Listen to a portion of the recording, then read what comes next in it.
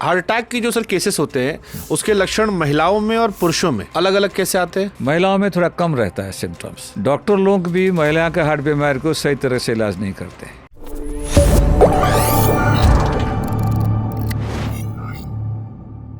Heart attack की जो sir cases होते हैं उसके लक्षण महिलाओं में और पुरुषों में अलग अलग कैसे आते हैं या सेम होते हैं?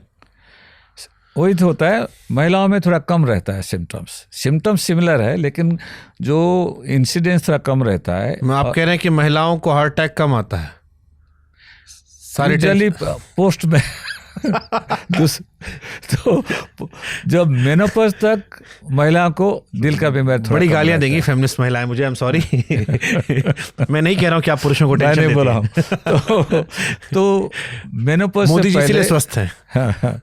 मेनोपॉज से पहले हार्मोन के वजह से उनका थोड़ा प्रोटेक्शन मिलता है, तो दिल का बीमारी थोड़ा कम है। लेकिन जैसे मेनोपॉज हो गया उसके बाद 3-4 साल के बाद महिला और ये आदमी से कुछ फर्क नहीं है, और 4-5 साल के अंदर महिला का जो हार्ट का बीमारी पुरुषों की तरफ उतना ही रहता है। और महिला का हार्ट बीमारी और ज़्यादा डेंजरस इसलिए है, नंबर 1 तो केयर नहीं लेते हैं कि घर के अंदर तो सब लोग पुरुष के ऊपर ज़्यादा, तो मेन के ऊपर ज़्यादा फोकस रहता है। सब लोग अपना घर में माँ बहन का थोड़ा ज़्यादा ख्याल नहीं रखता, उनका बीमारी ज़्यादातर लोग उनका केयर नहीं लेते हैं। दूसरा क्या होता है ना, ये जो महिलाओं का जो बीमारी होता है, ये जो उनका आर्टरी साइज थोड़ा कम रहता है, क्योंकि साइज कम रहता है उसके वजह से रहता है। प्लस एक्सरसाइज ज़्यादा नहीं करते हैं, तो शरीर के अंदर जो अल्टरनेट सर्कुलेशन हम बोलते हैं वो डेवलप नहीं होता है। तो महिलाओं का हार्ट बीमारी हुआ, हार्ट अटैक हुआ, तो उनका कॉम्प्लिकेशन रेट ज़्यादा होता है और उनका जो डेथ रेट भी ज़्यादा है। और ये भी दिखा गया स्टडियों में,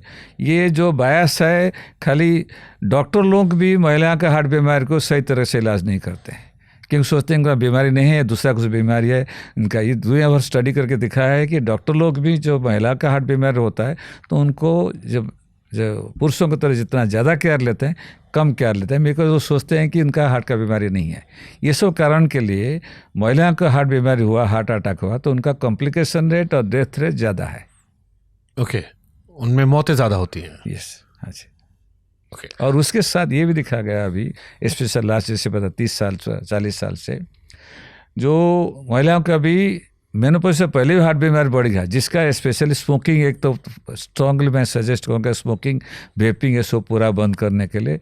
दूसरा खाने पीने का, ये डायबिटीज़, ये सब चीज़ जिसका ज़्यादा है, ये आपका जो मेनोपॉज से पहले भी हार्ट बीमारी बहुत होता है। मेरे पास बहुत सारे पेशेंट हैं जो 30-32 साल, एक तो मेरे को 16 साल लड़की को मैं ऑपरेशन किया था, उनका जो फैमिलियर हिस्ट्री था, कोलेस्ट्रॉल उनका बहुत ज़्यादा था।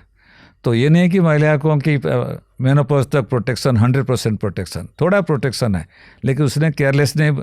मेरा एडवाइस रहेगा केयरलेस मत बनो। सर्दियों में ज़्यादा हार्ट अटैक आते हैं सर? सर्दियों आने के ज़्यादा है, because of the artery you can get into spasm because of the cold, special cold में एक्सपोज है। Otherwise properly you are cover up, the chances are less, but if you are expose to cold then because of the cold you can get a spasm, heart attack. अगर हिंदी में कहें, सर्दियों में अगर आप कपड़ा कम पहन रहे हैं, हाँ जी, और ठंड आपको लग रही है, तो हार्ट अटैक बढ़ने के चांसेस ज़्यादा। जिसका बीमारी है, जिनमें सिम्टम्स है, ऑब्वियसली बात, जिसकी बीमारी है, नहीं है तो उनको तो केवल ठंड लगेगी, तबीयत खराब होगी। जिसका जो डायबिटिक हैं, या जो हेल्दी मोटे लोग हैं, हाँ, या जिनमें लक्षण आ रहे हैं, उनको सर्दियों में ज़्यादा प्रिकॉशन लेने चाहिए। एकदम पूरा प्रिकॉशन लेना चाहिए, प्रॉपरली अच्छी तरह गर्मी कपड़ा वगैरह पहनना चाहिए, क्योंकि सर्दी जब एक्सपोज होता है तो शरीर के अंदर जो आर्टरी में स्पाज्म बनने का चांस है, दिल का आर्टरी का स्पाज्म। एक कॉमन क्वेश्चन बहुत लोगों ने दिया सर कि जो दिल के मरीज होते हैं उन्हें नियमित रूप से खून पतला करने की दवाई दी जाती है। हाँ जी, इसके साइड इफेक्ट क्या होते हैं? ये दिखाया गया कि कैसे हार्ट अटैक होता है। जो आर्टरी, दिल का आर्टरी के अंदर जो खून जाता है, उधर धीरे धीरे कोलेस्ट्रॉल डिपोजिट होकर वो रास्ता बंद हो जाता है। आइदर पूरा धीरे धीरे 90-100% का रास्ता बंद हो गया, नहीं तो कम रास्ता भी सडनली एक दिन फट जाता है, उसके अंदर खून क्लॉट जम जाता है। तो सबसे अटैक होने के नंबर 1 कारण है, जहाँ खून शरीर के अंदर जाता है वो बंद होकर उसको क्लॉट बन जाता है। तो खून पतले गोली देने का ये कारण है कि बाबा ये जो क्लॉट न बने तो हार्ट अटैक होने की चांस कम है। तो इसलिए दिखाया गया स्टडी करके लाखों करोड़ों लोगों का कि जो खून पतली गोली लेंगे तो आपका हार्ट अटैक आने की चांस बहुत कम है। इसलिए मैं नॉर्मल आदमी को एडवाइस नहीं करूँगा, क्योंकि खून पतले का गोली का अपना साइड इफेक्ट है, क्योंकि दूसरी जगह ब्लीडिंग हो सकता है, जिसका पेट में अल्सर है उसको ब्लीडिंग होने की चांस ज़्यादा है। जिसका बीमारी ब्लॉकेज नहीं है बिल्कुल एडवाइस नहीं करूँगा, लेकिन जिसका ब्लॉकेज है डेफिनेटली एडवाइस करूँगा कि खून पतले की गोली लो। ज़्यादातर सबसे इम्पोर्टेंट गोली जो एस्पिरिन, लेकिन जिसका एसिडिटी वगैरह है उसके लिए दूसरा टाइप का गोली है वो भी ले सकते हैं, लेकिन लेना तो बहुत ज़रूरी है। ओके कई लोग कोलेस्ट्रॉल की बहुत बातें करते हैं हार्ट केसेस में, लेकिन शुगर, चीनी या ब्लड शुगर की उतनी बातें नहीं होती हैं। हाँ जी, यस, हाँ जी। क्या ये ज़्यादा होनी चाहिए और कितनी शुगर कंज्यूम कर लें जिससे हम हार्ट को डैमेज ना करें? जैसे बताया 100 साल में हमारा दुनिया में हमारे बुजुर्ग लोग जो एक महीने में जितना शुगर खाते थे, अभी आजकल में एक दिन में उतना खाते हैं। तो शुगर शरीर के लिए सबसे डेंजरस है। बहुत सारे है, एक तो जैसे खाते हो शुगर लेवल पर आपका शरीर के अंदर ग्लूकोज लेवल बहुत ऊपर चला जाता है, इसलिए आपका पैनक्रियास जो इंसुलिन सिक्रीशन करता है। बार बार जैसे एक आदमी को बोलो कि एवरी 5 मिनट के अंदर 100 मीटर भागो भागो भागो, तो 2 घंटे के बाद गिर जाएगा आदमी, बोला कि गया मैं चल नहीं पाऊंगा। तो सेम चीज़ शरीर के अंदर होता है। कोई भी मिठाई चीज़ शरीर के लिए बहुत ख़राब है, क्योंकि शुगर लेवल इमीडिएटली चला जाता है, आपका इंसुलिन सीक्रेट होता है, धीरे धीरे आपका जो इंसुलिन रेजिस्टेंस होकर डायबिटीज़ होता है। दूसरा जो शुगर जो ज़्यादा खाते हैं उस शरीर का जो जैसे बताया आपका जो खून जाने का जो नली है जिसको आर्टरी बोलते हैं, उसका जो लाइनिंग भगवान या जो लुब्रिकेटिंग लाइन है एंडोथेलियम, वो डैमेज हो जाता है, वो फिर स्टिकी हो जाता है, उसके अंदर फिर खून जम जाता है तो क्लॉट हो जाता है। इसलिए शुगर शरीर के लिए आपका तंबाकू जितना खराब है शुगर उतना खराब है। तो तंबाकू पे तो लिखकर आता है कि इसको खाने से आपका शरीर का ये हाल होगा। यस। क्या मिठाई के डब्बों पर भी लेबल नहीं लगना चाहिए? तो लगना चाहिए मेरे मुताबिक।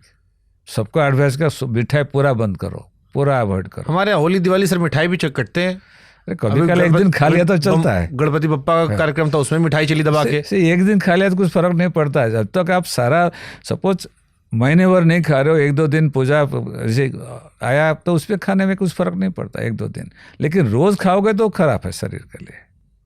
बाकी चीज़ कर रहे हो, एक्सरसाइज कर रहे हो, सो रहे हो, सब कुछ कर रहे हो, 1-2 दिन मिठाई खा दिया तो ठीक है, लेकिन रोज़ मिठाई खाना अच्छा नहीं है। और ये जो गणपति बाबा या हमारा पूजा आता है वो साल में एक बार आता है, तो उस दिन खा लो। हमारे यहाँ साल भर में 50 कार्यक्रम आते हैं, फिर हमारे हैप्पी बर्थडे आते हैं, फिर हमारे दोस्तों के बर्थडे आते हैं, फिर उनके बच्चों के बर्थडे आते हैं, फिर शादियों की सालगिरह होती है। तो होते होते 365 दिन में 200 दिन कोई ना कोई कार्यक्रम हो आता है। आज ऑफिस में किसी का प्रमोशन हो गया, खुश हुए तो कर लेते हैं। तो इसी में बताऊँ, एक हफ्ते में 7 दिन में एक दिन रखो चीटिंग डे। मैं इससे मजाक करता, संडे को सिन डे रखो, एक दिन एक चीटिंग करो, लंच के लिए थोड़ा चीटिंग कर लो, खा लो, नो प्रॉब्लम।